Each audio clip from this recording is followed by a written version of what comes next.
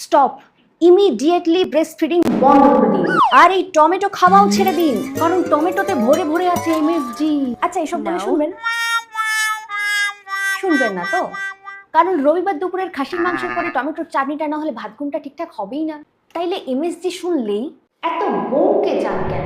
Intern মমের কাছে সায়েন্সটা জেনে নিন। গ্লুটামিক অ্যাসিড একটা অ্যাসিড যেটা আমাদের শরীর নিজে প্রডিউস করে, এবং টমেটো, চিজ, মাশরুম এবং গেস হোয়াট, ব্রেস্ট মিল্কে খুব হাই কোয়ান্টিটিতে এই গ্লুটামেট পাওয়া যায়। এমএসজি বা মনোসোডিয়াম গ্লুটামেট হলো গ্লুটামিক অ্যাসিডের নুন, সল্ট।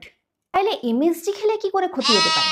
এমএসজিতে কোনো প্রবলেম নেই, এমএসজি কোনো বিষ নয়। প্রবলেম হচ্ছে ম্যাক্সিমাম যে এমএসজি যুক্ত খাবারগুলো আমাদের কমার্শিয়ালি অ্যাভেলেবল, যেমন ইনস্ট্যান্ট নুডলস, বার্গার এক্সেট্রা, তাতে ফ্যাট এবং কার্বোহাইড্রেট অনেক বেশি পরিমাণে থাকে, এবং that is much more concerning than the little amount of MSG. But in moderation everything is okay. আপনার পুরো দিনের সাস্টেনেবল ডায়েট বেশি ম্যাটার করে একটা সিঙ্গেল ইনগ্রিডিয়েন্টের চেয়ে। By the way, interesting fact, মিষ্টি, ঝাল, নোনতা আর টকের পাশাপাশি ফিফথ বেসিক টেস্ট, যেটার নাম হচ্ছে উমামি, একটা মিটি আনএক্সপ্লেনেবল ফ্লেভার যেটা আপনি চাইনিজ রেস্টুরেন্টে গেলে পান, সেটা আসে এমএসজি থেকে।